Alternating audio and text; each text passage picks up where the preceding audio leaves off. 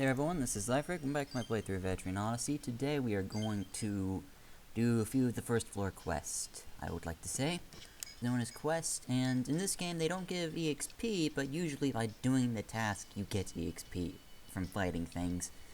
So, I think I'm going to do a lot of this off-screen, because, oh my god, getting 7 strips of soft hide could possibly take about 30 minutes, so, yeah, a lot of these quests can probably be done off-screen, so I'm just going to kind of pinpoint locations if I need to. So, favor for Shelika is you get 5... yeah, let's go ahead and accept these. And I'm going to do them off-screen, but I'm going to show you what I need to show you. 7 strips of soft hide, and a taste once more. Alright, first things first. For that taste quest, you need to go here to the spring. This here has the water you need. Alright, that's number 1. The second quest is 7 strips of hide, which just takes some time. Hitting tree rats and moles all day, so that's not a big deal. And the last quest available to us at the moment is this one, about getting a hand axe. And it needs 5 pieces of hardwood and 5 hard shells. I think this would be a good time to demonstrate the, a gathering team, if you will. Sell it to me and pass it along. You don't have to do it all at once, just a bit at a time is fine with me, so she doesn't mind when you sell them, as long as you do sell them. So let's go over the Survivalist team, since that is a very key component in doing anything in Etrian Odyssey, and it's usually a good way to keep your money up. Alright, so this is essentially what a Survivalist team is going to look like on the surface. You got a Survivalist, a Survivalist, a Survivalist, a Survivalist, and a Survivalist. I typically do a little bit of role servicing, depending on what I think. Right now, I just, like their first level, I poured all into Chop, and now I'm pouring a little bit into mine and Take. As you level up these skills, they become better, and the thing about Survivalist is instead of getting 1 use per day out of every level of a gathering skill, you get 2 uses per day. And the success rate is in general higher.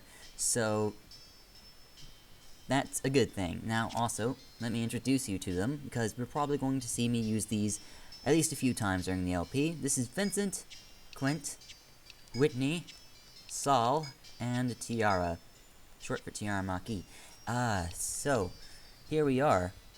Many of you will realize Vincent and I used this exact same farm team in my AO3 LP, and hopefully that will help you remember these names better if you've already seen that. If not, Vincent used to be my main farmer in AO3, and that's where he stems from. However, I decided not to make him the primary farmer this time around. The primary farmer I'm talking about is farmer, survivalist in this game. The primary one I'm talking about is the one that doesn't get the Chop, Mine, and Take skills that I use to get the utility skills, such as Ambush, and, mostly things like Ambush and Stalker and Ally and First Turn and stuff like that. I will put on one Survivalist as a utility Survivalist. And you're going to see me use Tiara. That means you're going to see me use Tiara a bit more than Vincent, Quint, Whitney, and Sall, but they're still there. Now, a bit more. Let's go into the labyrinth. I said last time that I didn't know the difference between these 2 chop points, and now that I've played a little bit more, this chop point on the left in D1 has a higher rate for red fruit, and I think mugwort as well, while this one has a higher rate of hardwood and mugroot. So, not very much of a difference.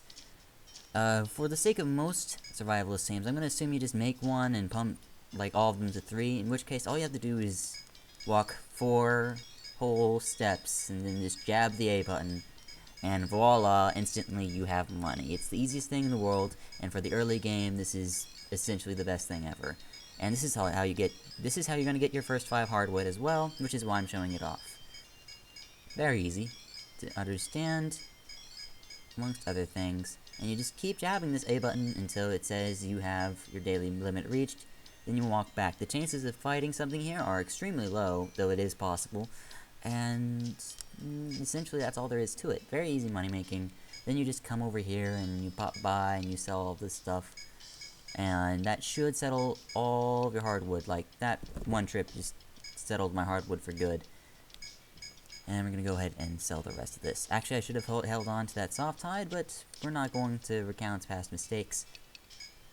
So, that leaves the rest of the things. Now, one last thing we're going to show you before I cut away to do the rest of these quests, is that we need to kill a bunch of clawflies, I think they're called, to get their hard shells. And they are most commonly found up here in the north in A2, in this passageway, and they're also very commonly found down here in E3 and E2. So I'm gonna show you guys when I get into a fight with one of those guys. Here we are, Clawbug. Last time I said when we meet a Clawbug, you just run away from it, and here's why. They are a little bit strong, and by a little bit strong I mean they have the potential of one-shotting your characters with kind of relative ease. So they're really just not worth facing, and for the experience they're worth, they're just not worth facing at that early type of stage. Now that we have reasonable amount of armor and a little bit of higher skill levels, we should be able to handle them okay. So let's, like, put a demonstration here. Like, 12 damage is pretty good. That was for a crit. And he's not doing as much damage to my characters, this is all nice. Spamming front guard is a very easy way to reduce the damage this guy's going to do to you, and spamming any attack skills you have also makes it a little bit easier as well. Now you need 5 of this guy's drop, which is the pain part, but if you can kill at least one, you should be able to unlock a weapon to help you. So, alright, we've defeated the Clawbug. No, he didn't give us his item. Sigh. I'm gonna get into a fight with another one. Alright, we got a few level ups I'm gonna have to distribute first. Let's see. Oh, we have oh god, we have skill points lying around. Unintentionally. We got 2 and 1 and 2. Okay, we need to distribute these. Undistributed skill points are useless skill points. Let's see. Are we on our way to beta? Are we making, Mirage stronger, I'm thinking? Maybe a little bit of both. What do we need for bait? 5-5. Oh. Let's get higher level Mirage. And higher level Swords. Start making our way towards bait. And Drain is going to be a useful skill as well. And Flora, you're working towards Songs to get towards the elemental stuff.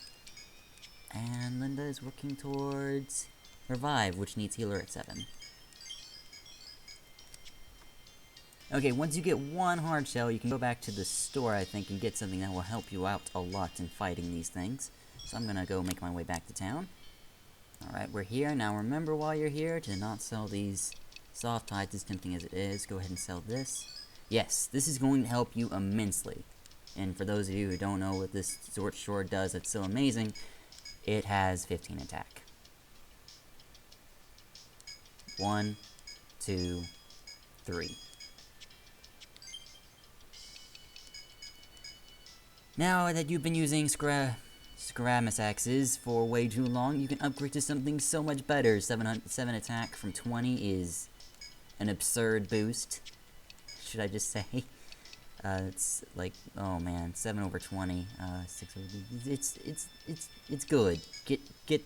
Get short swords for everyone. And if you don't have enough money, go do that money making trick with the Survivalist I just told you about earlier in the episode, and you will have plenty of money to do this trick. Also remember to hold on to these.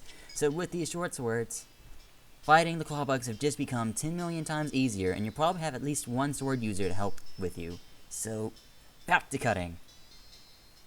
Alright, I'm back. I've already done the quest off screen. The room had to be shared, so I had to stay quiet while I did it, but here I am, I'm back. I've gotten all the quest materials in here, all these 10 million soft hides and beast bones and hard shells. All the stuff I got was just trying to get these 4 hard shells after I got the short sword unlocked. So we sell these shells, and we should have immediate access to the hand axe that we need so desperately, as well as an apis, which we're probably going to pay attention to later. It's going to tell us that our quest is done. I've already picked up the holy water from the place I previously mentioned. And we go over here to the pub, and we have the 7 pieces on hand, so we can turn in all of these, which we will do. Finish off this episode. Welcome back. Yes, good work. Awesome, thank you. And as you can see, a new quest is available that we can start later, I suppose. I don't think we can complete anything else back right now.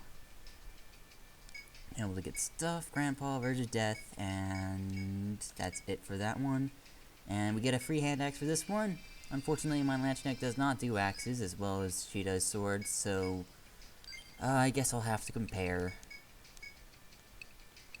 It's not a bad weapon. But unfortunately, I do think I'm going to stick with swords, so that's just a little bit of chunk change.